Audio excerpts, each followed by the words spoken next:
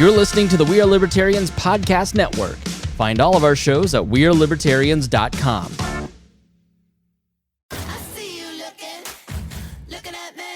Can I have your attention, please? Yes, hi, Wanda Sykes here. You ever think about all the nicknames we have for breasts? Boobs, tatas, the girls, chesticles, bubbies. Heck, you might even have your own nickname for them. And yet, even though they get so much attention, they're still so ignored when it matters most. What's up with that? Well, on February 9th, tune in to see why I'm talking so much about breasts and visit yourattentionplease.com to learn more. This episode is brought to you by Abercrombie. Build your fits of the day with Abercrombie's newest denim drop. Here's where to start. Abercrombie's 90s straight jean goes with any shirt from tees to sweater polos. Super versatile. Their loose and baggy jeans are more trend forward, so you can grab those and go out with your friends. Abercrombie's denim fits come in a range of washes. Build your looks around Abercrombie denim. Shop online or in-store. You're listening to the We Are Libertarians Network. Find more great shows like this at wearelibertarians.com. All right, let's get back to some boring subjects. Understand the risk to our country. Freedom brings people together. You're listening to the We Are Libertarians Network. Learn more at wearelibertarians.com.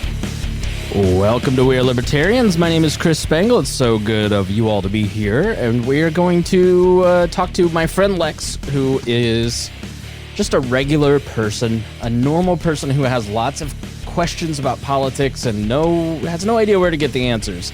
So for some reason, she's coming to me. So we'll talk to her in just a moment. We'll answer all her questions and hopefully some of yours. So stay tuned.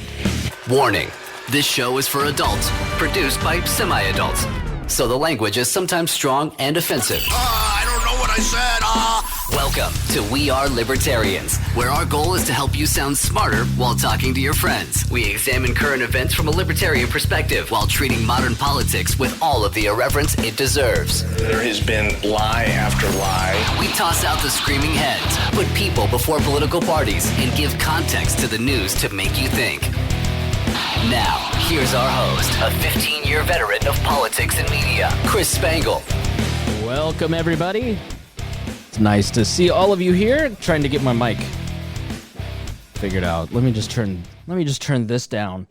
Thank you for joining us here on the program. My name is Chris Spangle. It's so good to see all of you again. Hopefully you are enjoying all of our COVID content, and hopefully it's making your life a little bit easier through all of this rough time.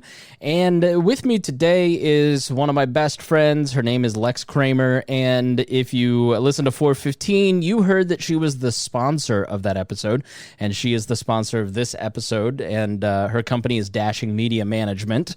And Lex, I just want to thank you for being an advertiser on the show. I know that this is a crazy time for so many different people, and we appreciate you supporting our work here. So before we get started into the content, tell people what Dashing Media Management is and what do you do? Cool. Well, thanks for having me. I'm happy to be here. I like that you said at the beginning that I'm just a regular individual. You're not a libertarian. You're a normie, as we call you. So we're gonna talk. Yes. We're gonna talk about all kinds of different things, and you have all kinds of questions that I don't even know what you're gonna ask about. And Lex sends me texts, and she goes, "Okay, can you explain this to me?" And there gets so many texts that I just go, "Can we do an episode?" And I forget what the other episode we did, what it was on, but I'm just like, what? A lot of people are asking me this, can you be my guinea pig? And so Lex is my normie friend that comes on and asks questions. So that's what we're going to do tonight.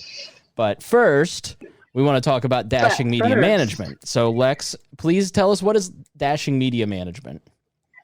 To keep it simple, to keep it for the normies, we are a one-stop shop for all things content and social media management. So if you need somebody to manage your social media platforms, to make graphics for your Instagram, to manage your blog posts, to optimize your website, we do all of that, and we do it at a very affordable flat rate pricing, so that way you're not breaking the bank, especially nowadays because nobody's got any money.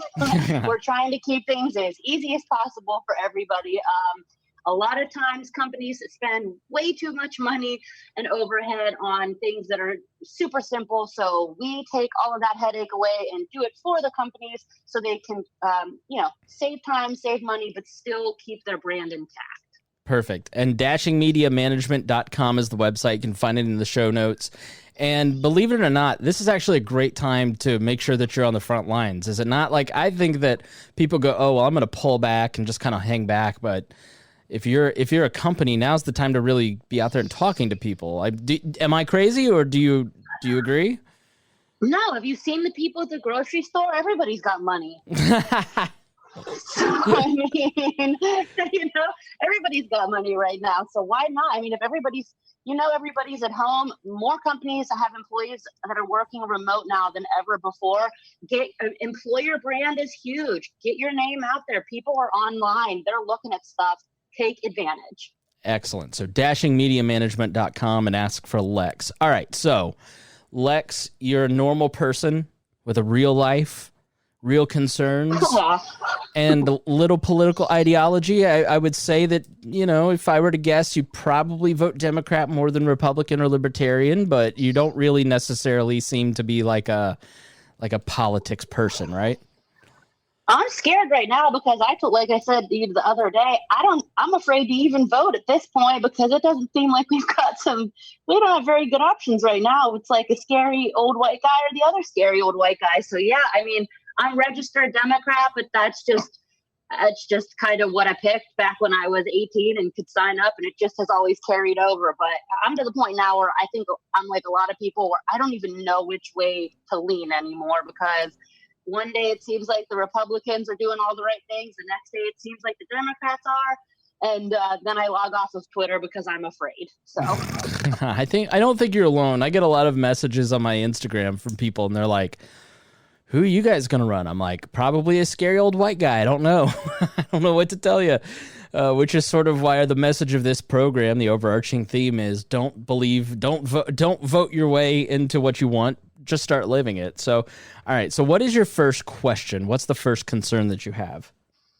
I guess I'm a little confused right now about Bernie, because everybody's saying Bernie dropped out, but he only, quote unquote, suspended his campaign. So is there like some weird behind the scenes thing that's happening where he's really just going to pop back out of nowhere and we're going to have him as an option again? No. So what these candidates do, because like Pete Buttigieg, Amy Klobuchar, they're still technically in the race, as is Bill Weld on the Republican side. And so when these guys drop out, what they do is they aren't running. And so what effectively happens is they suspend their campaign for a few different reasons. So, number one, in case something happens to Biden, then they still have their delegates pledged, because the way that the delegate system works is that you go through a primary system and you collect delegates. So in Indiana, I think it's like 15 delegates or something. And each candidate racks up those delegates. You have to get to a certain amount to win, sort of like the Electoral College, but for the primary side. And when they get to the convention on the first ballot, the delegates that are pledged to a candidate have to vote for that particular candidate. So people will go to the convention and vote for Pete Buttigieg on the first ballot. On the second ballot, they will then vote for the nominee. So a candidate can release their delegates, and then the delegates can then vote for whomever they like. So if, let's say Pete Buttigieg or Bernie releases his delegates, then they all on the first ballot can vote for Joe Biden. And the reason they suspend their campaign is to maintain their political power, because they have persuasion over the delegates that they've collected. And secondly, for some financial rules so they can continue to raise money. A lot of times candidates will rack up a lot of debt, and this allows them to keep their campaign going and raising money. So they, Hillary Clinton still is trying to pay off campaign debt from 2016. And so they keep their committee active so that way they can continue to pay off that debt and then roll it over, if they raise above that, into their own super PAC. And so it's not a conspiracy. It's just a party technicality that people oftentimes, they don't get. Why would you suspend your campaign? Is it some dark arts? And what I typically find is that when there's a little detail like that in the technical process that people don't understand, they either jump to conclusions or somebody exploits that little thing to make it look nefarious in a conspiracy theory, so you then don't trust the system. You trust that person that has created the conspiracy theory. So that's why people suspend their campaign. It's basically just to have some say in various parts of the convention, be it the platform committee. Believe it or not, I don't know why, but some people find it very important to have say in what goes into the party platform.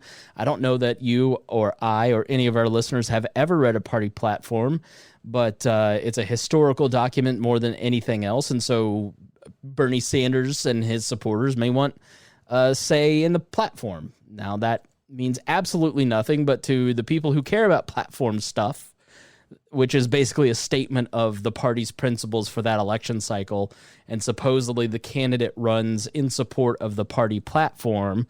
And so then in their brains, they think that if we put this in the platform, then Joe Biden has to support Medicare for all. Well, that's not how that works. The candidate says, yes, I agree with the platform, and then they go on and run for office. So it is not a nefarious plot, Lex. It is just a legal technicality based on party rules.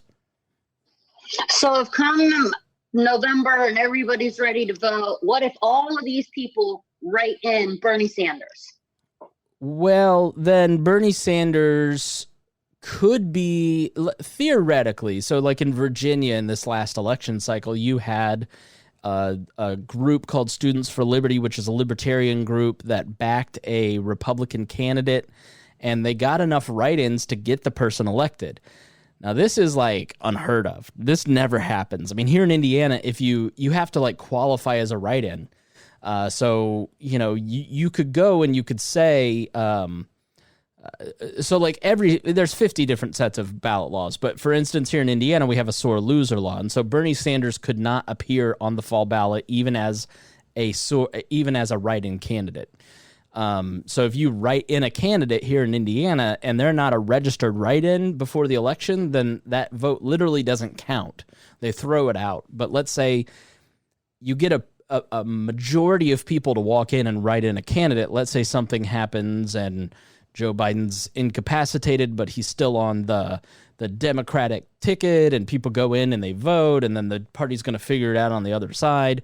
Well, then Bernie could, you could have a Michelle Obama write-in campaign, and that could happen.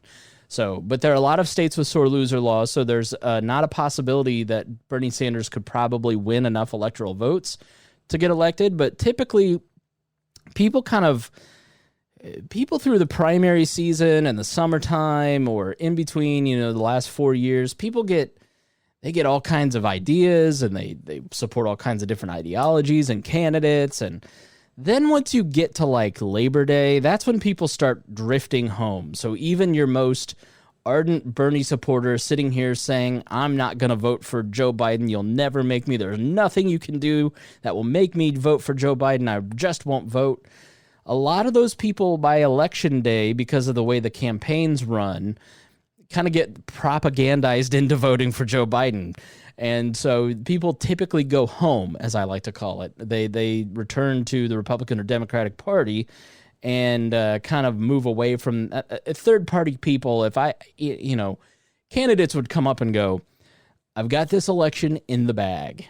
Everybody I've talked to said they're voting for me. And I'm like, that is great, but they're lying to you, because people tend to vote for one of the two parties that they like because they only see two parties as an option.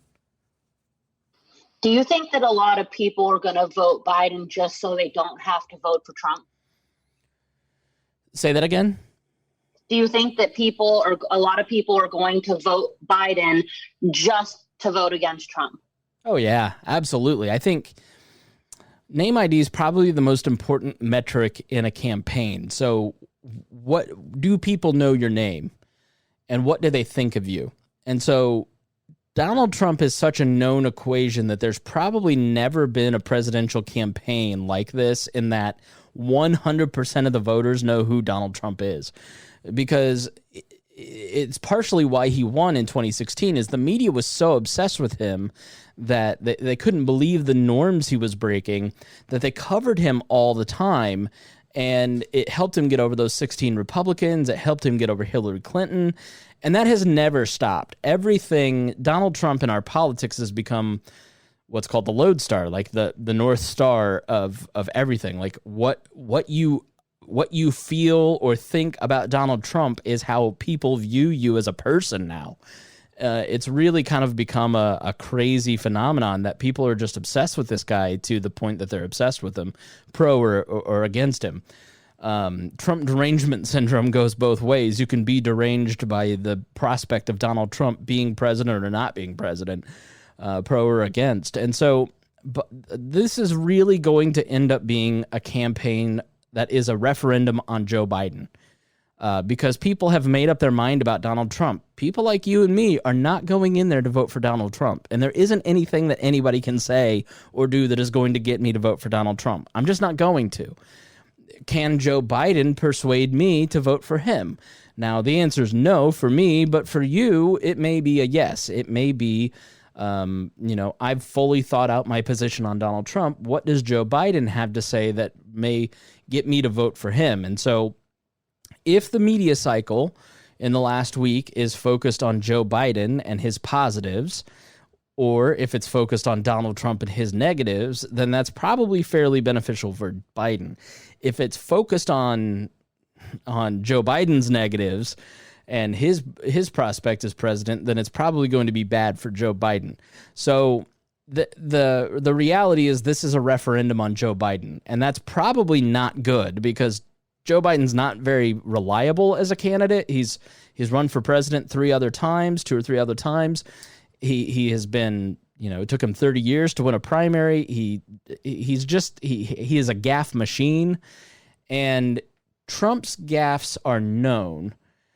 Biden's gaffes are not as well known. But there are people who are just going to go in and go, I don't care. I want the madness to stop. I want to return to normalcy.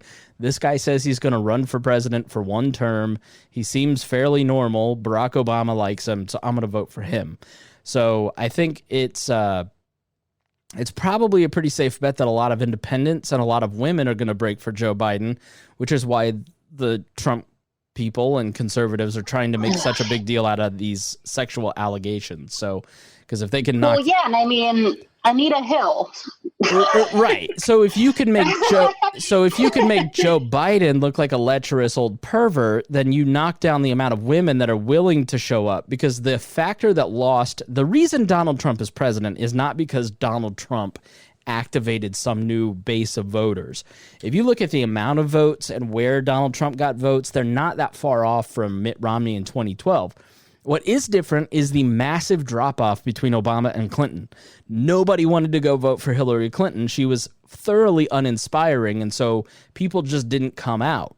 And that was the concern with Bernie, is that Bernie would suppress his own base so much that it would give a really good shot for Trump to win. So if Republicans in the Trump campaign, which is savage, this is a campaign that was really brutal in 2016, and they've gotten way better, and they have way more money. And Joe Biden is not necessarily prepared for the hits that he's about to take. And so if they can drive down using digital and memes and other things, which is why people need to be really cognizant of what they share on social media, because that amplification has a real effect. If you're sharing memes about creepy Uncle Joe sniffing hair, well, you need to be aware that you are contributing to the suppression of a certain portion of his base. I do, because I don't give a fuck. I don't care which one of these people wins, right? I like what's funny. But if there's enough women that see that Joe Biden is the same lecherous old creep that Donald Trump is, they go, well, I'm out. I'm just not going to show up and vote. And that can have a big effect. Yeah, well, and the fact that it's kind of weird that it doesn't seem like he can remember a whole lot. Yeah. Weird. He is a stutterer, so there is a portion of that where he had a stuttering issue a long time ago. But I do think he's nearly 80 years old. It's only natural that you've got some brain plaque that has kind of accumulated over time. Like, he's out on the stump and he says, I'm Joe Biden and I'm running for United States Senate. Well, the guy ran for Senate like 15 times or whatever, or 10 times. Like, that's so deeply ingrained in his brain that it just comes out naturally when he's on the stump.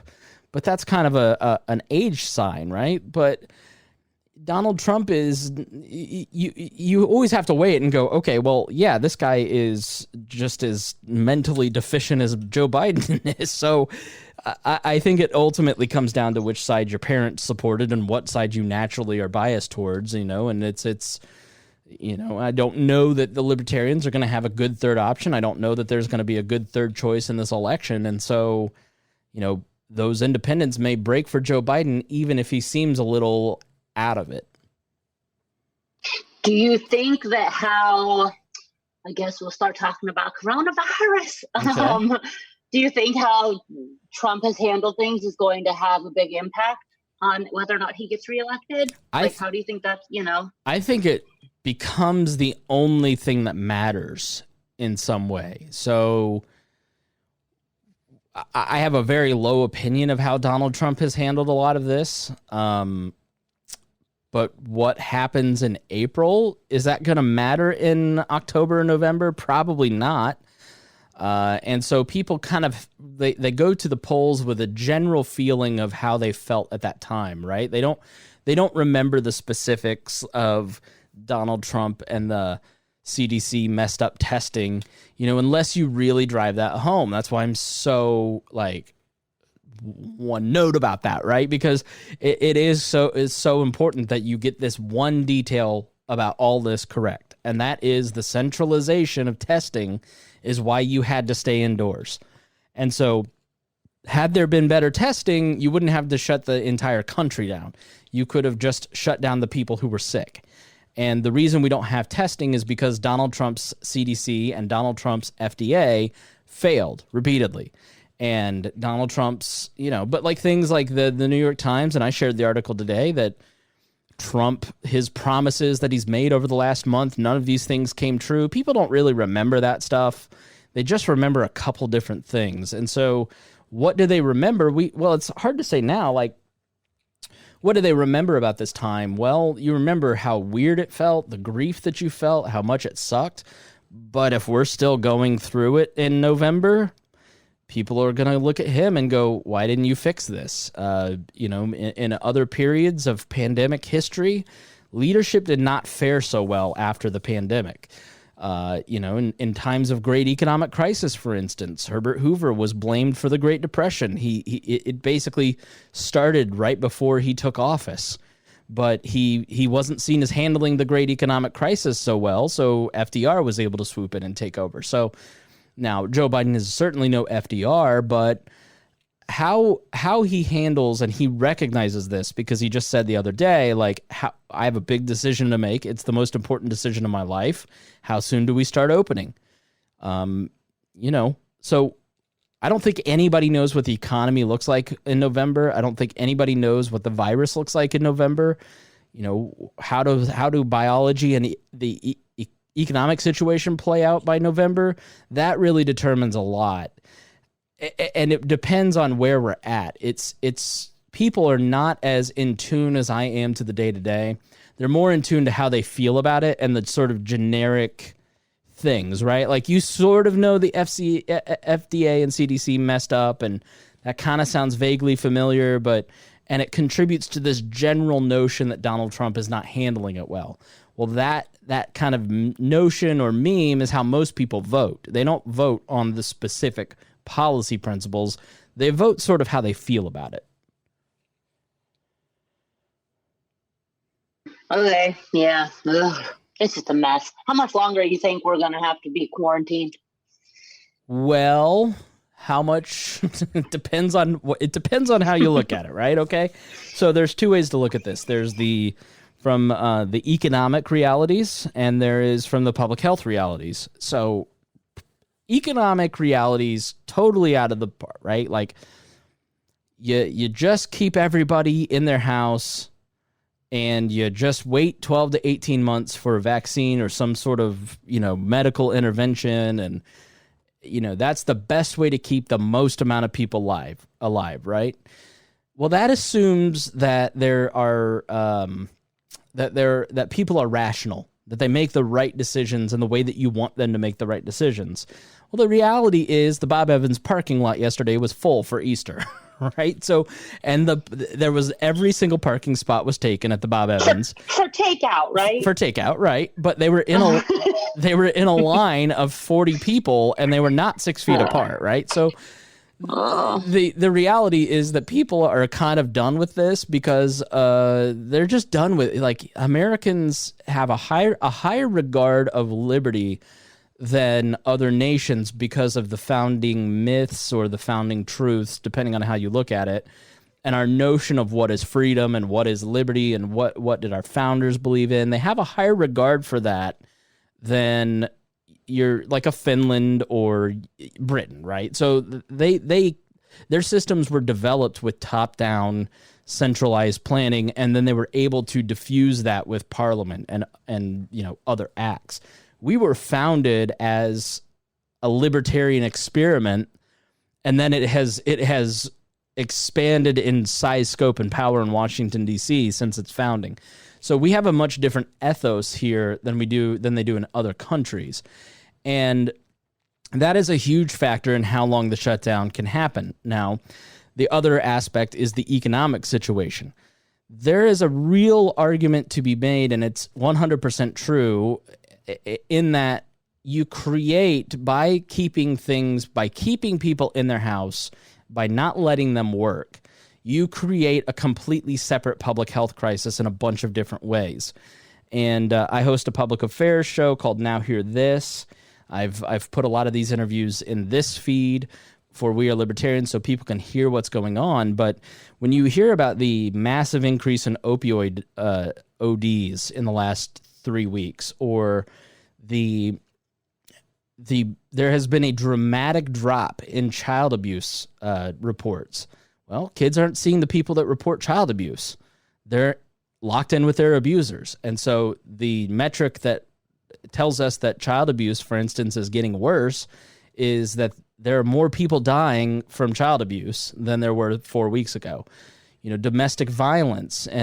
We normally have about 11 murder-suicides a week. We now have 19 a week. These become their own public health crisis. Drug use, suicide, domestic violence. And that rapidly deteriorates the longer people are not earning a paycheck. The longer that people are unemployed, the more people are hungry, the less opportunity and hope that people have, the more dangerous people get, the more violence goes up, the more crime goes up, the more, break-ins gone wrong go up. So if you're a governor of a state, you are sitting here looking at this really tough equation. You're going, okay, if I open up too soon, then I create a second spike of COVID, and that could rapidly, exponentially get out of control, and then I'm blamed for killing thousands more people than needed to die because of the pandemic.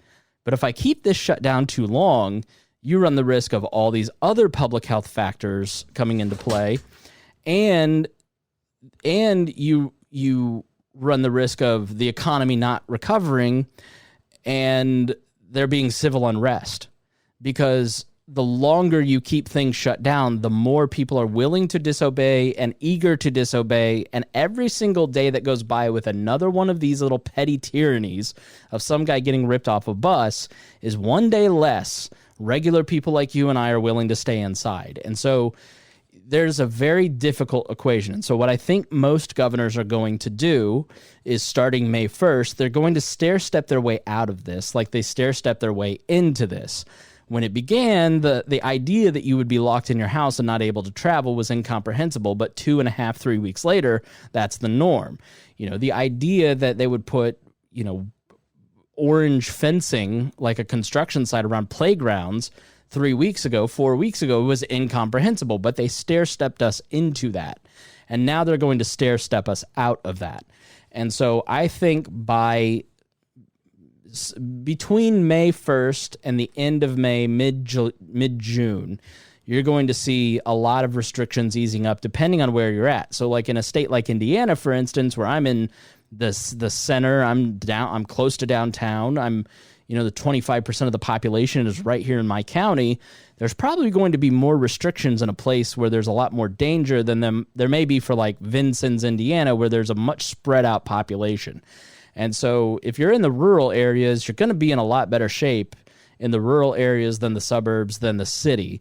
And, you know, that's just from a public health perspective, because the problem is that instead of just persuading people and saying to you, Lex, here's the public health realities of what we're facing. It's got these factors, it's this thing, and if we do this, then we do this for this long, then this can happen, and I just need you to shelter in place voluntarily for the next 2 months. It's going to save your life, it's going to save your family's life, it's going to save the life of a lot of people, and economically we're going to be in better shape because we're going to have a V-like recovery. We shut down for 2 months and we pop right back up, just like a hurricane recovery. And everybody does it voluntarily. They've been persuaded. You basically have the same sort of campaign you've seen in education. I mean, Mrs. Sample would be so proud of me. I've never learned more about biology than I did in the last month versus 7th grade. But the problem is that the government came in, they instituted these mandatory shutdowns. They applied it unevenly. They created essentially a prohibition on free movement. And what do you remember about prohibition during Al Capone's time, right? It doesn't work. It incentivizes bad behavior. You're forcing people to act a certain way, and so they become rebellious. You end up creating more bad actors than would have been good. Like, so people go, well, if you just do it voluntarily and government's not involved, people are going to do whatever they want. And I go, you mean like the people at Bob Evans? And the government is saying these businesses are essential. Lex, what are the stores like? Where are you living? If you want to say, what state? Oh, I live in the fantastic state of Florida.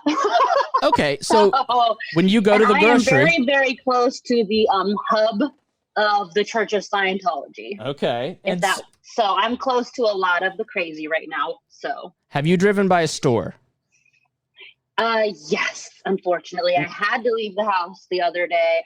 I didn't go into the store. I have my husband is the designated person because he's an essential worker, so he's already out and about. I'm lucky enough to work from home, so I only leave if I absolutely have to, and it was scary. And how many people? Publix the other day. How many people were at Publix? The parking lot was full. Right, and so what you've done is you've shoved everybody into their own little hotspot. Everybody in a zip code goes to the grocery store because it's the only thing that's open, and they want to get out of the house. They can't go to the park with their kids that they just cannot take anymore. And so they all go to one place, and you create a little hotspot for the disease in that one location. When in reality, most people are probably going to do exactly what you're doing. Are you not going out and visiting locations because the government said so, or why are you not going out? I'm not going out because my biggest concern is that I'm one of the people that could carry it and not have anything happen to them, but I could give it to somebody else, and I don't think that's fair to do. Right. So rational self-interest and incentives to be a decent person, incentives to not infect yourself or others, creates the right behavior in somebody like you.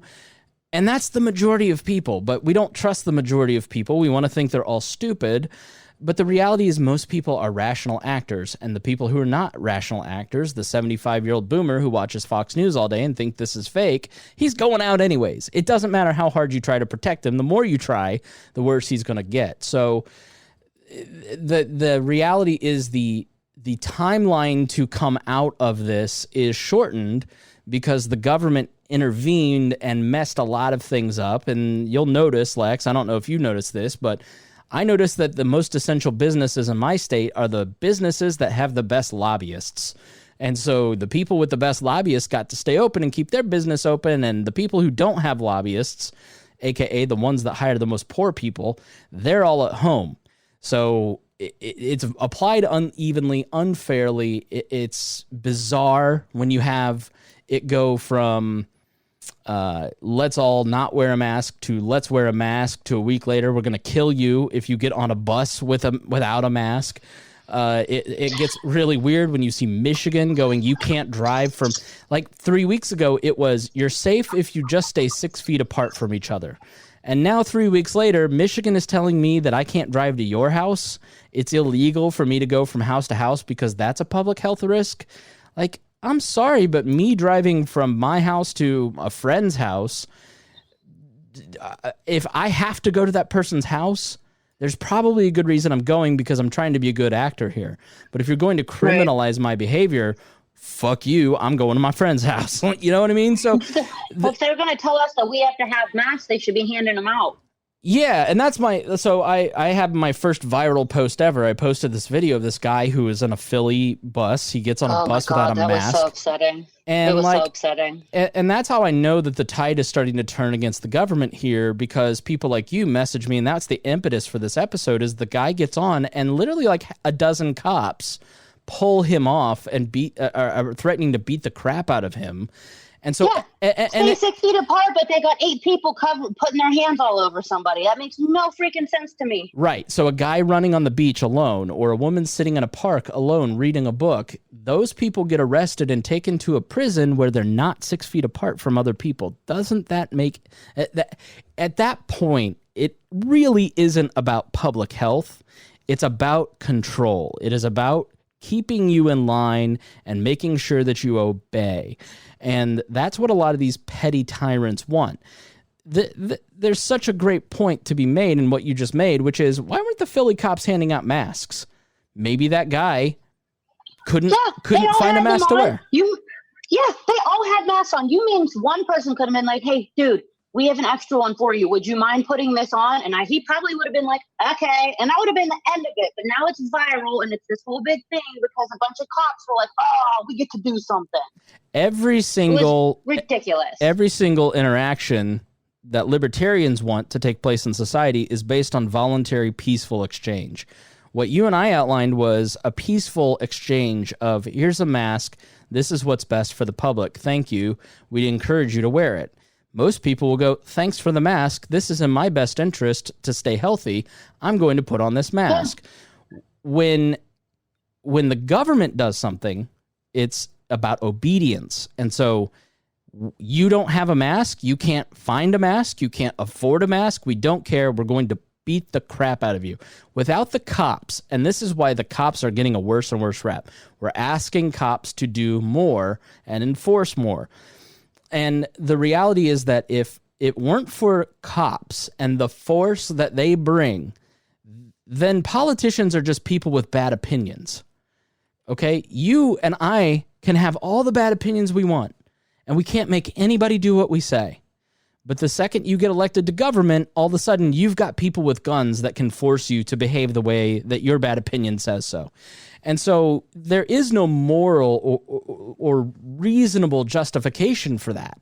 There is no real the morality doesn't change just because you got enough people to decide that you're in charge of other people's lives. Like, if I walk up to you with a gun and demand that you put on a mask, and I'm going to threaten to beat you up with these other 5 guys, then that's coercive behavior. That could be battery, assault. It could be conspiracy. It could be a felony charge.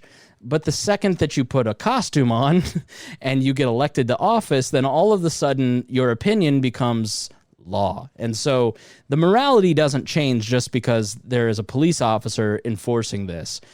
It is exactly the same morality. We have just allowed ourselves to believe the myth that it's somehow different, when in reality it's not.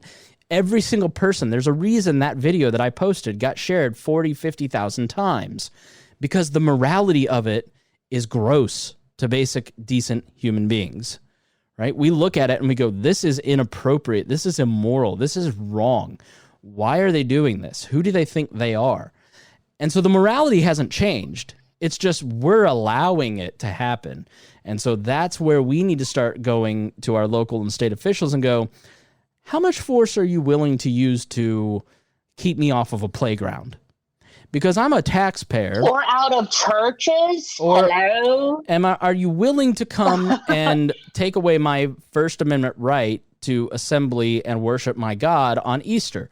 Now, do not misunderstand me. There is no reasonable justification to have church yesterday. I woke up really sad that I couldn't go to church. It was a tough day, if I'm going to be honest with you. It sucked not being able to go to church. It was the right thing to do, and the reality is, if your church was, I wish the people who were all upset about not being able to go to church yesterday online, I wish they cared more about all of those drug users and homeless people and starving people that I mentioned earlier. That's church right now. Like, church right now is donating to a food bank and organizing a blood drive. That is church, because church isn't just a physical location. It's caring for the body. And there's a tremendous amount of need right now, but we're not focused on that. We're focused on our rights. And that's because the government acted, and it's acting immorally, and it's doing things it shouldn't be. And so instead of the empathetic attention on the need that is in our communities, it's being placed on things that are just really unfortunate, like the Louisville mayor having police officers go out to write down license plates of people who attended churches. Those pastors, no doubt, are not protecting their flock. Part of being a pastor, a shepherd, is making sure that you're protecting the health and safety of your flock. That guy wasn't doing that. He wasn't correct in his decision, but that person will suffer the consequences of his decision. The people who showed up will suffer the consequences of their decision, and some of those may be tragic. It may mean that people in their family died because of their poor decision-making. But that's part of living in a free society, is that people have to suffer their consequences, because the more people that look at the big Italian family in New York City 3 weeks ago that got together, defied all the logic in the world, and several of them died, or the Seattle choir, where 5 of them died because they got together when they shouldn't have. Those are tragic consequences that teach the rest of us not to do those things. And so, while it's really hard, and we want to protect people from themselves, you end up creating a worse problem when you try to protect people from themselves. Immorality doesn't make a more moral situation. It's immorality fighting immorality. Yeah, it's sad as fuck is what it is. Yep. All of this, I think, is just extremely sad. I like my grandparents. I'd like them to stick around for a little while. Yeah, I mean, but here's the choice. Here's the choice, Lex. Like, there's nothing fair about this, and that's why we're all going through grief together, right? Like, my grandparents are in a nursing home. My grandma has Alzheimer's. She's pretty far down the road, and to the point where she's just starting to not remember my grandfather. They're 83 and 84. They've been married since they were 19 years old. My grandfather goes down every day and would sit with her for 2 hours for lunch, and, there wasn't much conversation, but it was being in her presence. Well, my grandfather can't go do that right now, and the reality is my grandfather may never get to see my grandmother again. Well, that's a tragedy. That is an unfair tragedy, but there's no law that we can implement that's going to change that tragedy. And there's too many people confusing biology with legality right now. Laws have nothing to do with biology. You can be a libertarian and believe that this is real and make the case that people should stay inside and never have the discussion about what is legal or illegal, or what is liberty and what is not liberty. Like, I think we're taking our grief and we're shoving it in places where it doesn't belong. My mom is a 60-year-old smoker with high blood pressure who is working in the ICU as a registered nurse right now. I had to have dinner with my mom for maybe the last time ever a few weeks ago. I love you. That's not fair. No, it's not. But it's not at all. That's just how life is. And there's no law that is going to make that right. There's no law that's going to make that fair. There's no ability for the government to solve this problem beyond what each of us are doing individually to take the right decisions, to not go see my mom, to not go in the nursing home. It isn't going to... The nursing home is doing everything they can to keep my grandparents alive. And so what we do is we FaceTime, and they put the numbers of the rooms on the outside. Well, not believing that this is real isn't going to change the fact that it's real.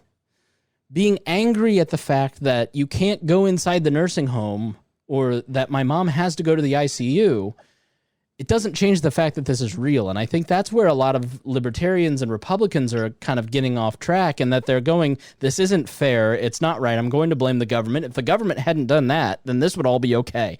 Well, that's not real. And you're basically making the argument, if you're a libertarian, that if it weren't for the government, I would do the wrong thing. And so elect me, because then everybody can do the wrong thing and make the problem worse. And so I just find it to be a very dishonest argument. And so there's nothing. Well, we can't go back in time. We can only, we can't there, that's why I kind of asked about like, well, how do you think like Trump handled it and the CDC and all that?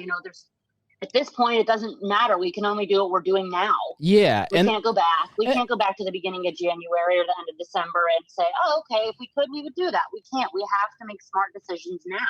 Testing would have made things a little better, but there is no doubt that you can't lie to people and say your job would be there if the government did nothing. You can't say that if the government had nailed testing, everybody would still be doing something different. The reality is, in a free market, there'd be a lot more testing, and so you probably would have a much shallower V. So people were always going to change their behavior. You were always going to avoid going to a restaurant or going in a store. You were never not going to change your behavior. You're not making your decisions based on the government. You're making your decisions based on what is best for Lex and Travis, right? Like, and your parents and your family. That's how people think and how they process things. And so people were always going to lose jobs through this. There was always going to be an economic downturn. There was always going to be a problem with a lot of this. The issue is that, does the V get deeper, and does the other side of the V in terms of recovery go back to where the V started, or is it lower? And so in most of these situations, most of the time, what government and central planning fails, it fails because it makes the D deeper and it makes the recover what's called a dead cat bounce, But my grandparents were always going to have the same tragedy they're living through. My mom and I were still always going to have that dinner. I was still going to be working from home. You were still going to be avoiding restaurants. The government action or inaction on testing, that all is a relative factor, that all is part of it, but it doesn't change all of it. And I just think we're in a little bit of denial as a society because we don't want to face the hard reality that I may not get to touch my mom or grandpa or grandma for months. Well, that's hard. Like, it's hard to want to hug somebody. Did you see the woman who I posted on Instagram? I just think she speaks for a nation. And it is such I found it on TikTok, and it's Grace's neighbor, Tracy. And just listen to what Tracy has to say. Because I just think that she really, you just listen to it and you go, oh, this is exactly how I feel. I just want you to know that I miss you and I love you. Can't wait for this shit show to be over so that I can touch people, drink with people, and have the best life ever. It's you too, Tracy.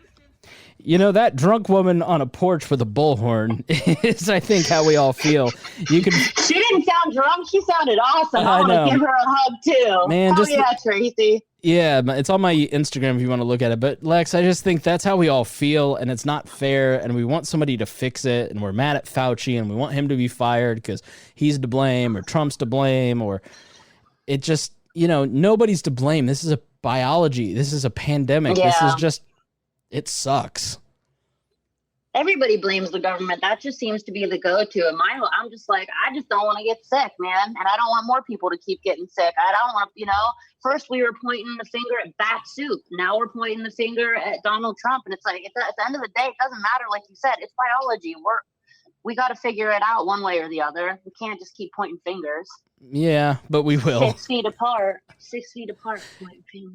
And I just want to mention, there's Dr. Fauci his models were wrong. Well, there's a great 538 podcast that you can listen to. It's Spell It Out, 538. And they talked about why models are so hard to build. And the reality is that you're going off of, I'm going on a tangent before we get back to your questions, because I think people need to hear this. Models are hard. Like, people are mad at Dr. Fauci because he said 100,000 were going to die and only 60,000 are going to die. And how dare he be so wrong? And so we need to fire him. Well, I mean, 60,000 is still a great tragedy. That's still, in the last 48 hours, a 9/11. That is still 60,000 would be Vietnam and those 4 years of deaths. Like, it's still a huge tragedy. And like the models that were early on, the Imperial College study, if anybody back then had read it, these people who are talking about this stuff, they're like, well, 2 million were going to die and only 60,000. How'd they get it so wrong? It's like, well, the Imperial College study was if nothing was done. Well, we took measures and now things have been in place and only 60,000 are going to die. Like, if you did nothing and 2 million were going to die, do you think that would have had no economic impact whatsoever? Like, everybody's just going to ignore a pile of bodies and go to work and not have insurance costs and not have funeral costs. And like, it's just sort of an irrational point of view. You know, and so these models early on were built on Chinese data, which who the hell trusts that now? And the Princess Cruise, which who goes on a cruise? Old white people that are rich. And then Italian data, which is an older society built on a very populated area. Well, you found your person. Now let the Knot help you with everything else. The Knot connects you to the wedding inspo, vendors, venues, and planning tools you need to make your day totally you. Having helped plan 25 million weddings, we've got your back when it comes to every little detail like RSVPs, budgets, and more. Because your wedding comes to life with the connections that matter the most. Get started at theknot.com/audio. The Knot. Let's plan your wedding together. Make this summer count with Harvard Summer School. With Harvard's free college programs, high school students gain confidence and insight into what college is all about, challenge themselves, and discover new friends. There are over 200 courses to choose from, including college credit courses, so it's the ideal way for students to learn something new, but most importantly, have fun. Visit info.summer.harvard.edu/Spotify to learn more. BTW, FYI. Visit Nexplanon.com RN to learn about Nexplanon. It's an adjustable implant, 68 milligrams radiopaque. Or ask your HCP IRL. Okay, TTYL. Yeah, the models keep changing. That's the point of the models and the projections. That's how we know that we reached the apex 5 days ago and we can start opening up. Like, that's what we have experts for. And to demonize experts is to demonize the free market. The reality is that experts are a function of the free market because every day somebody wakes up excited to be an epidemiologist and to talk about exponential math. I couldn't do it, right? Like, every day somebody wakes up excited to grow turnips. I wouldn't want to do that, right? I'm excited to wake up every day and do whatever I do. Like, you know, I'm really good at Lex is really good at social media and marketing. Like, but there are people who are terrible at marketing, you know, and so in a centralized economy where people are assigned jobs, you don't have experts. You don't have people that are passionate about chasing their dream jobs. You have people that are assigned things. And again, you go back to force. Like, experts are a function of the free market, and we do ourselves a disservice when we just take a dump all over experts and pursue this anti-intellectual idea that only the people that we like, that make us feel good, are the people I will trust. You know, there's this conspiracy that the death counts are way off because the Ron Paul Institute, which has frankly been a bad actor. I mean, I've lost a lot of respect for Ron Paul through all of this. They published an article saying that even if it's a hypothetical, but it's become on Instagram like exactly what's happening. If you die in a car accident, then you're marked as a COVID-19 death. Well, that's not how it works. The people that sign death warrants are individual doctors who cared for the patient, or coroners who are going off of the notes by the nurses and doctors. So let's look at the incentive structure. Who benefits? What doctor benefits from forging medical records? the risk is just too high for literally no reward, right? Like, why listen to the marching orders from Dr. Fauci and say, I'm going to, the evil Dr. Fauci tells all these doctors, hundreds, if not thousands across the nation, to falsify death records. Well, there's no incentive to do that. You know, like if it's a tyrannical state, the incentive is to live, so you follow orders. We're not in a tyrannical state, no matter what paranoia we seem to ring out. So So then you go, well, what kind of control does the director of the National Institute for Flus or whatever he's in charge of, what real power does that guy have?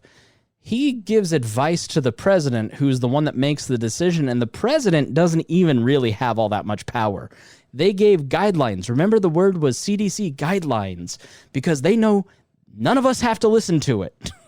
The governors can do whatever they want, despite what Donald Trump says on Twitter.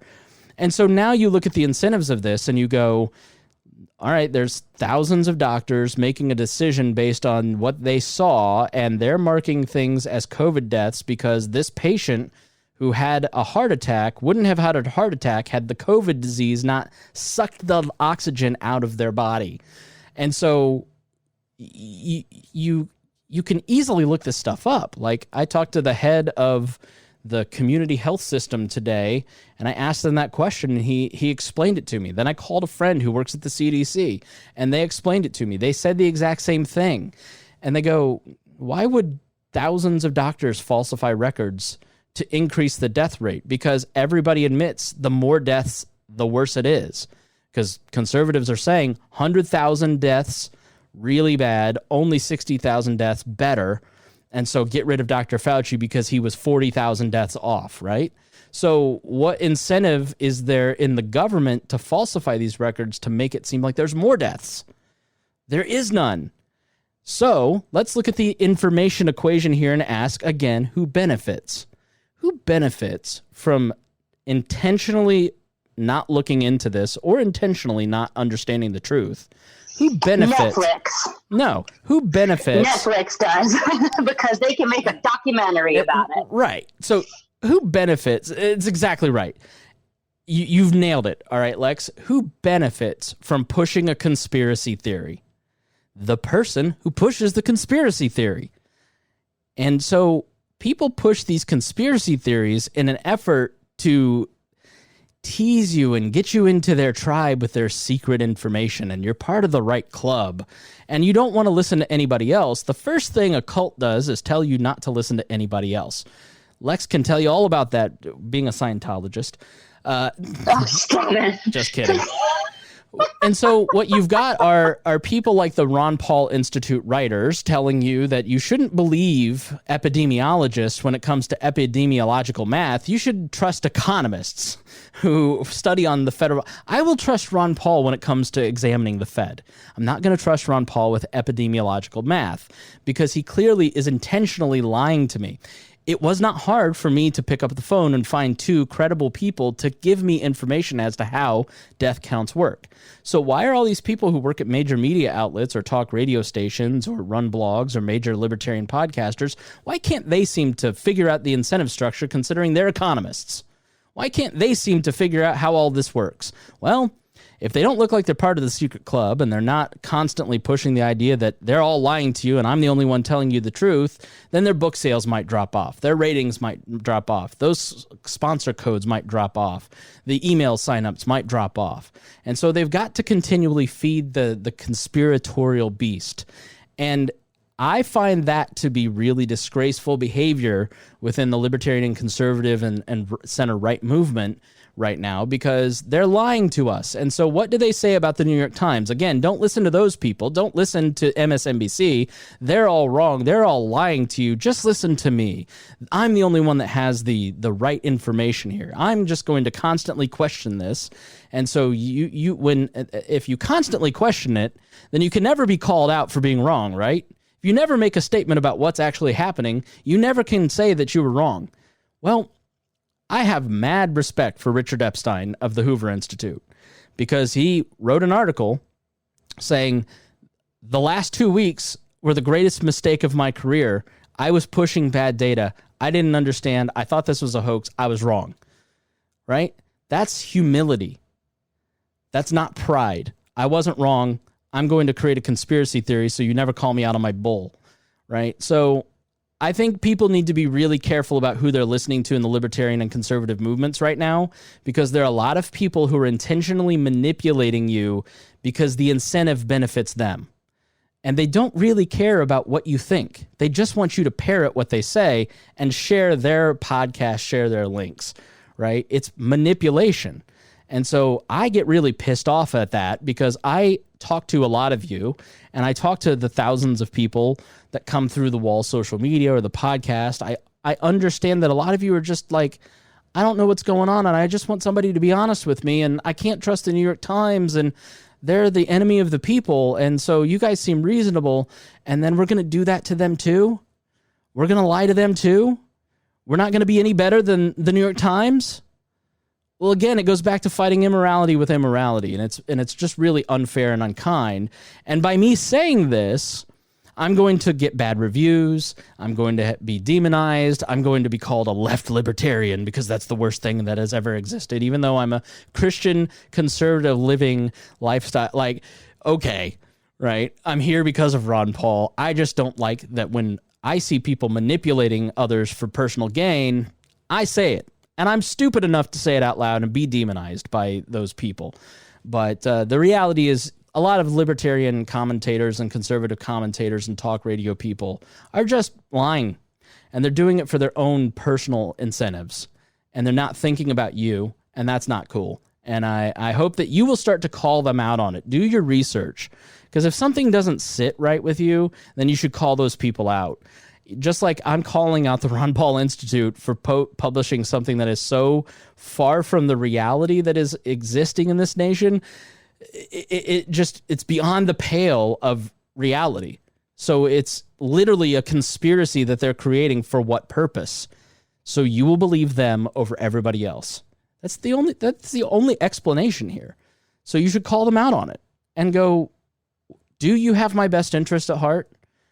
I really look at Daniel McAdams and I go, when that guy talks about Venezuela, he sounds exactly like Abby Martin, who is paid by Maduro to go out and give the Maduro case to the American media. She's paid to go on Joe Rogan and these other podcasts to give the Maduro side, right? So why is the guy that is Ron Paul's BFF on a show giving me the same side as Maduro? Like, that guy's just continually suspect. And Ron Paul, as much as I respect him, has a bad habit of working with people who are of low character. And I'm looking at Lou Rockwell and Daniel McAdams and whoever wrote this piece of shit article that I'm talking about. It's just really, you have to even look at our own side sometimes and go, what's the incentive? Who benefits here? Is this the truth? And double check it, because sometimes Ron Paul may be wrong and the New York Times may be right. And that maybe his right to wrong ratio is 80% right. But sometimes he's incredibly wrong, like literally publishing an article 3 weeks ago that says the coronavirus is a hoax. Well, that's embarrassing. You have to go to the web archive to find that article now. So how do you cover that guilt and shame of that bad article?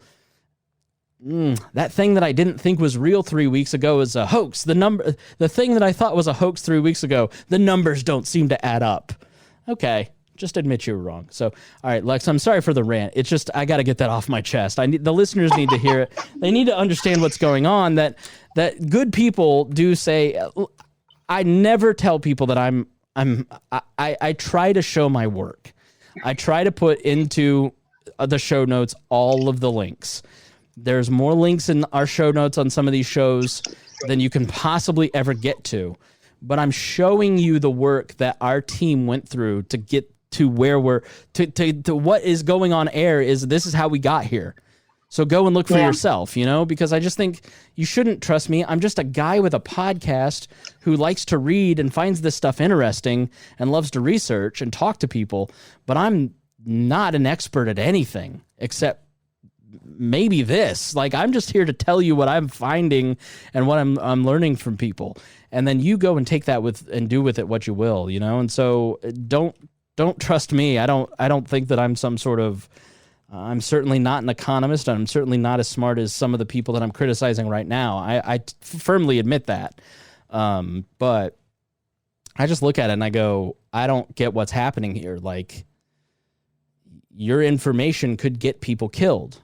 It could literally cause someone to make the wrong decision, and when things open up, go do the wrong thing and hurt themselves. Like, what? Is there no ethics in what you're doing? So, anyways, end rant, Lex. I'm sorry. I enjoy your rants though, because you give it's people have to take the time to listen, because or they are just going to believe whatever they see and whatever they hear. So having somebody like you out there going, hey, take a minute and stop and think about this. I think it helps a lot of people. So keep on dropping truth bombs. The complexity of this stuff is the CDC numbers for heart attacks, for instance, aren't processed yet. So they're processing COVID deaths extremely quickly. So they're the hospitals. So there's actually something that's really, like I've said on past episodes, Lex, that liberty is not going to be lost at the bread and circuses level. No governor or president wants you they want you going out to restaurants. They want you buying houses. They want you buying Netflix. They want you to have that stuff. Where liberty is lost is at places you don't see it. And so in one of my conversations today, I was trying to get to the bottom of this question, because it's one of those things where it's like, I know that's not right, and I kind of know enough to be dangerous, but I don't know enough to come and say this to an audience, right? Like, I need to talk to somebody who works with this data. And so what happens is you have very high level data, like complaints or what are the symptoms or what's a person's birthday, and hospitals report that data directly to the CDC. And state boards of health then contract with the CDC to get that information, and Johns Hopkins then puts that into a pretty dashboard for those states. Now, not every state does this, but that's how they get a lot of the information. Now, within the CDC, there's different fiefdoms, and so all the data that you kind of see across the board can come from one group. There's the emergency room report group, and then there's the flu group, and then there's the heart attack group and the cancer group, and like they all have like these little warring fiefdoms inside. And so, you have to look even on the CDC website at a couple different places, because they may not always agree. But what's happening inside the CDC is there is a troubling thing that's happening in terms of our freedoms. And these states contract with the CDC to manage this data. And so state boards of health don't have the staff to collect this data and process it from all their hospitals. So you take all of the hospitals in a state and they all send this information to the CDC, and then the CDC processes it for them. Now, that's only available to that state. So let's say you're in Florida, the CDC and Johns Hopkins sends that data back to Florida.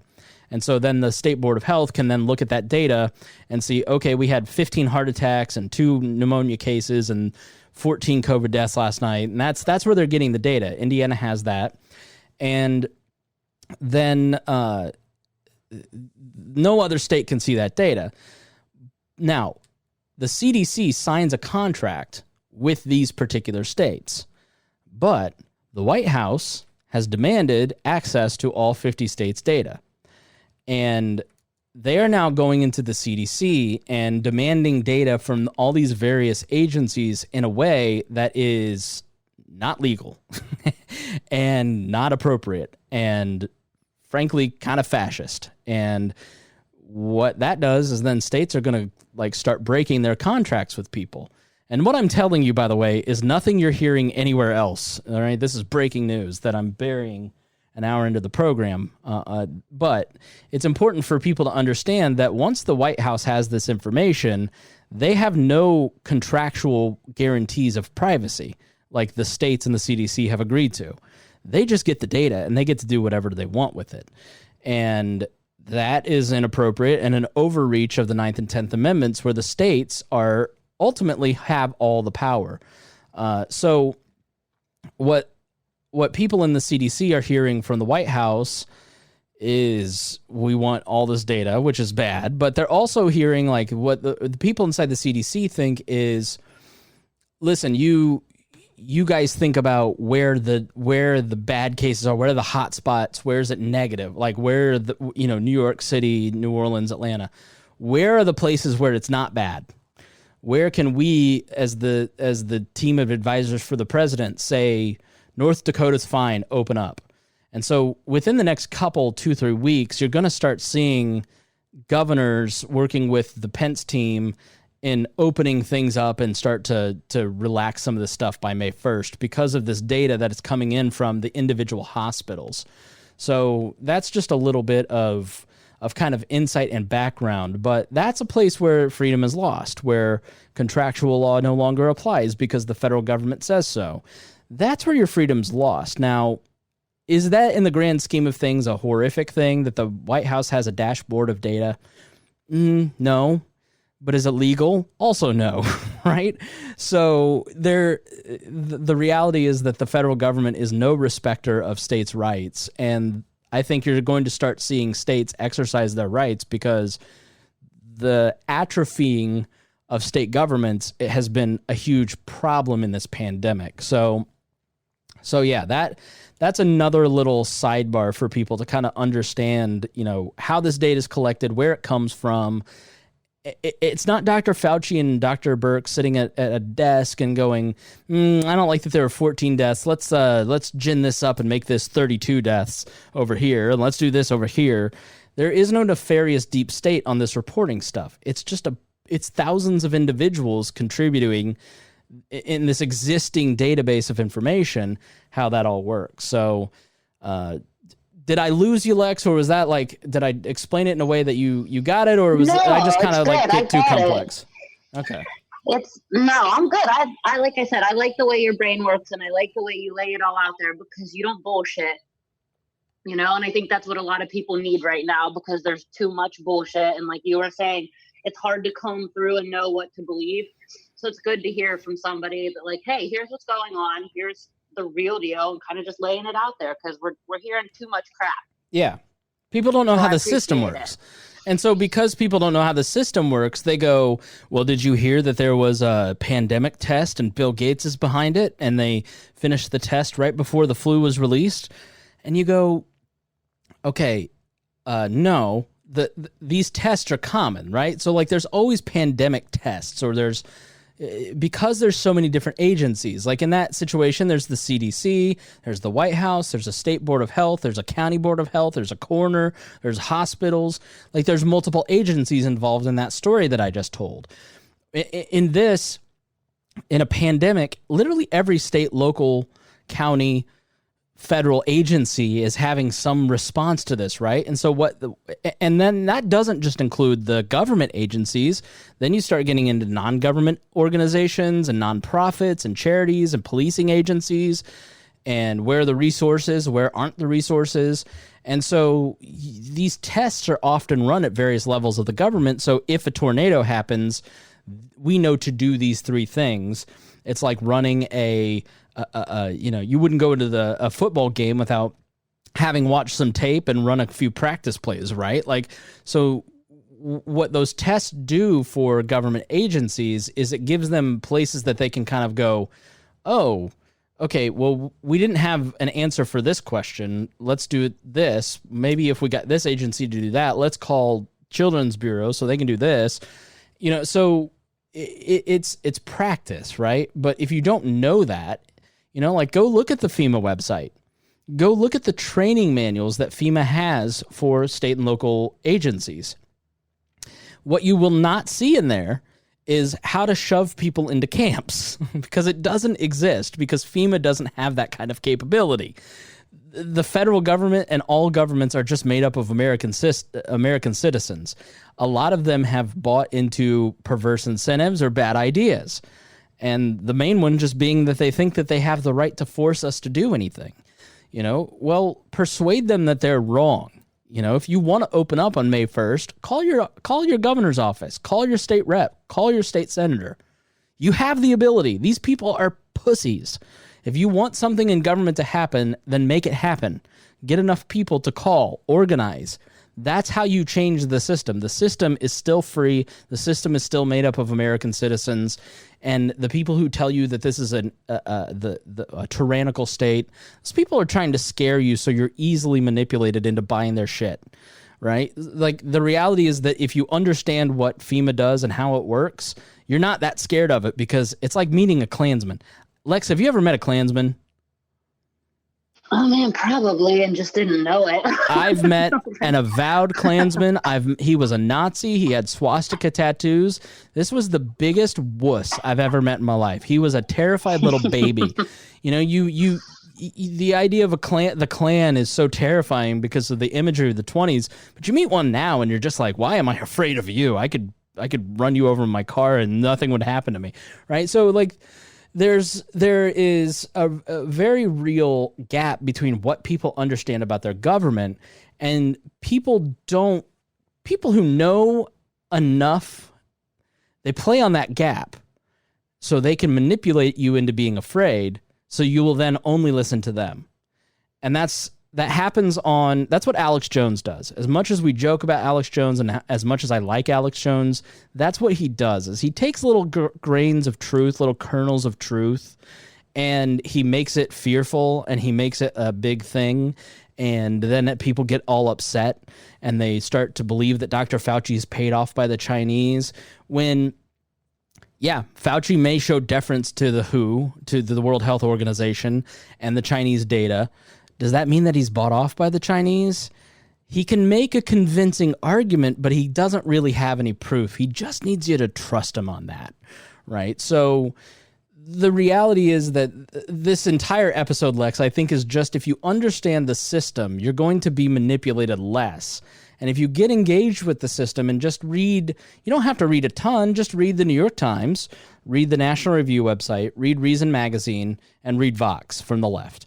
Then you've got your three kind of, you know, and then if you want to really get crazy, read Zero Hedge for kind of your conspiratorial type stuff, right? So you only really need to read about 4 websites a day and just kind of keep current on things. And then if you get questions, Google it. Like, what is this test that was run before the pandemic started?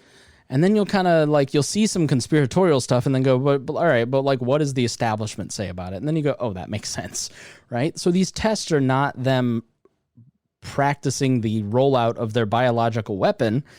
It's just a bunch of government and non-government agencies running plays for the big show, and they failed at it, right? So now I could be bought off by them, Lex. I mean, it's very possible that I'm one of them, and I'm just telling you what they want you to hear.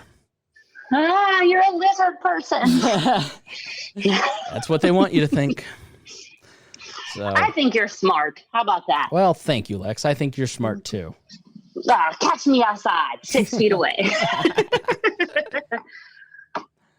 All right. This has been really cool. Can I ask you one more question that's on not such a serious note? Yeah.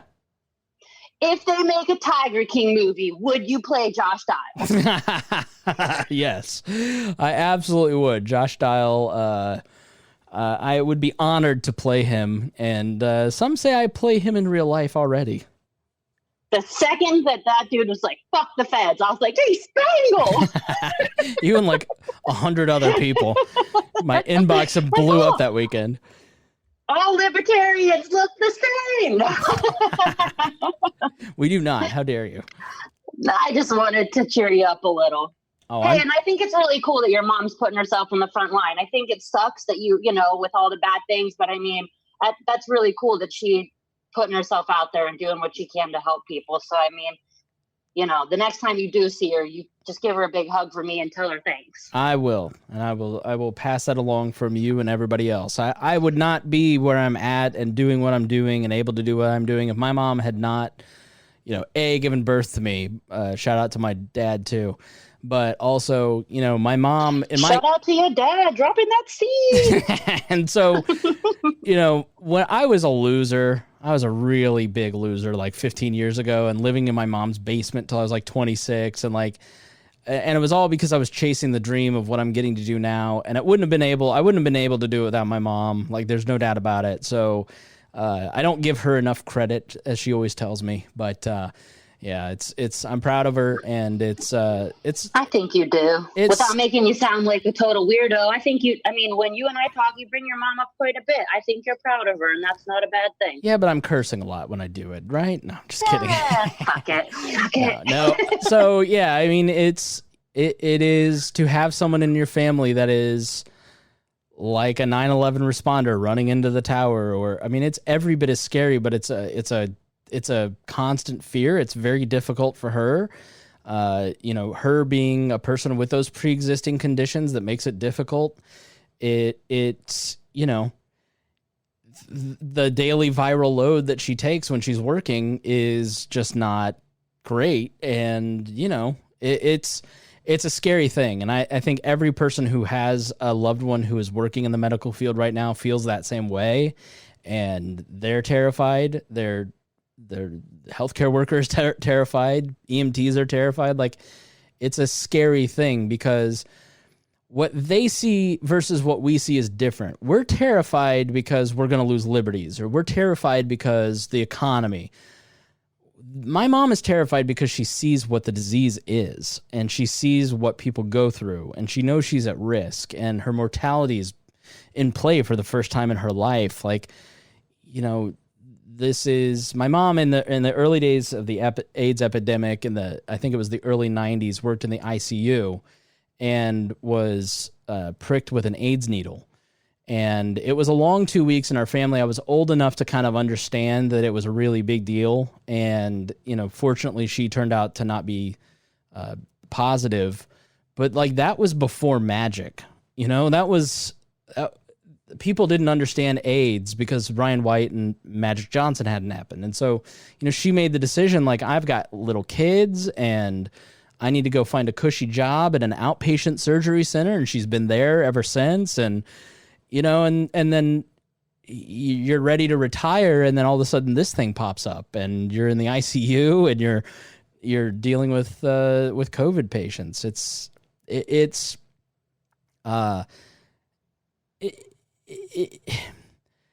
The reason I get tired of it, I see like the preachy, like, the nurses and the doctors on CNN crying because they don't have enough PPE, as if every governor and medical supply person, like every person in the world is trying to get them PPE. It's just everybody in the world needs PPE, and supply and demand, you personally are afraid. And so you're blaming Trump because he doesn't get you PPE. And it's like, and then the media participates in it because that's an emotional appeal that hurts Trump. But, she doesn't have the proper PPE, right? Like, and so it just compounds that terror. I mean, it's literally terror for her. It's scary for me because it's not, my health isn't affected, but it's terror for her. And it's partially because she walks into work every day and sees what's going on. Now, for HIPAA reasons, she doesn't tell me, but I know why she's scared because I've seen enough, footage from America and Italy to know what's going on. And it's hard. And you see the footage of that big ditch in New York where they're putting bodies now, and you're just like, shit got real. For a lot of people, a lot of people, like you said, they don't know. They're afraid. They don't know why. And then they see stuff, and then you're just like, okay, who's next? It's kind of like you want to confront, you want it to be a hoax, or you want it to be not as serious, because then if you get it or your loved ones get it, it's not as serious, right? It's as serious as everybody said. Like, the media loves to cry wolf, but sometimes there's a wolf that comes knocking at the door, and this is a wolf. And how people react to it tells you a lot about them. And this is not a time that we need to react with, it's okay to be afraid. And it's okay to be fearful, because that's natural. It's okay to grieve. This is a hard thing for everybody to die alone. And, my Miss Pat from the Pat Down, her son Nikea has it. He's in the ICU right now. And there's a pretty good chance that Nikea is being taken care of by my mom, ironically. But, she's a mom who can't go and stand by her son who's sick. If my mom gets it, I can't go see her. I can't go see her now. Like, I had to say goodbye. My grandpa can't go see my grandma. Those people being buried in a potter's field, which is literally a grave with no name, is what a potter's field is. Right. There's nothing crueler than dying alone or dying a stranger, or and so what this has done, I think, has just shown, like, the first COVID death here in Indianapolis. I have a friend that cared for that person, and she told me, and the story kind of became public, like, that person's family couldn't see them, and so a nurse put on the gear and went and sat and held that person's hand while they died. And, you know, what I think this has done for people is we've had such a feeling of isolation and loneliness for so long. It's making us confront that and saying, what do I value? What is important to me? What do I care about? And what are the weak spots in my life in the chain of what is truly important? And I think that it has made us reevaluate things in a good way. And, you know, what I've learned from Miss Pat is that fear, that economic insecurity, that fear of not having your liberties, that's what a lot of people in this country live with every single day. And I'm very privileged to not have to worry about my job, to not have to worry about economic insecurity, to not have to worry about food. And I'm very blessed in that way. And it makes me very grateful that I'm not going through what, you know, one of the interviews that I did for the public affairs show with Children's Bureau, they've got 3 shelters with 60 kids here in Indianapolis. And the shelter is taking care of kids whose guardian or parents have died or are incapacitated from COVID. There's enough that there's 60 children whose grandparents may have been raising them. One grandparent is dead and another grandparent's in hospice or on a ventilator. And those kids have COVID. They've tested positive. And so that little 8-year-old has to stay isolated by himself for 2 weeks with the grief. I mean, that's a horrifying reality that we don't want to look at. But those of us who are tantruming on Facebook every day need to remember that there is a reality taking place around us that we're not having to live.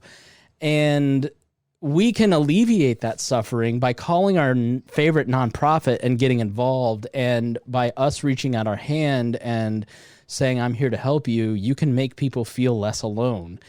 And that is a much better way to spread liberty, to spread, to deal with your grief. It's to stretch out your hand and just say to the person that doesn't have the blessings that you have in your life, I'm here to help you.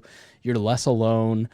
And just like my mom is doing with people who can't see their family, take care of their family. And I think that's the only thing, Lex, that we can do. Are you with me? Yeah. Oh, you disappeared for a second. Yeah. I think that's the only thing that we can do is just try to drive through by alleviating some of that suffering and trying to be good neighbors more now than ever before. Because if we don't do it now, we're never going to do it. This is literally the worst thing we're ever going to go through as a society, I pray. And if we're not going to step up right now, we're never going to. Yeah, agreed. All right, Lex. Well, thank you so much for being a friend, and thank you so much for coming on. You know, if you ever need anything, you can always call me. I'm good. I don't want anybody to worry about me. I'm having a great life. I've got a great family. I've got great friends. I've got I love this audience. I love the various podcasts I'm on. You disappeared again. Yeah. Where'd you go? I'm here. So I'm doing fine. Like, I'm having fun working through the mental exercise and keeping myself busy with this stuff. So no, don't worry about me, Lex. I'm okay. Are you there? Well, we've lost her. I'll just, I don't know if I can mute her. There we go. I'll just mute her, and so that way she pops up. I want to say thank you to our patrons, our $100 a month patrons. You guys are very special to me. Thank you to Reinhold, Anthony Meyer, Craig DaCosta, Ed Brehab, Jason Doolittle, Jeff Bennett, Christy Avery, and Matthew Durbin. Thank you so much for being patrons. And Lex, thank you so much for joining me. Thanks for having me. I love you so much. Love you too, and we'll talk soon. Thanks everybody for All right. listening, and we'll talk to you next week.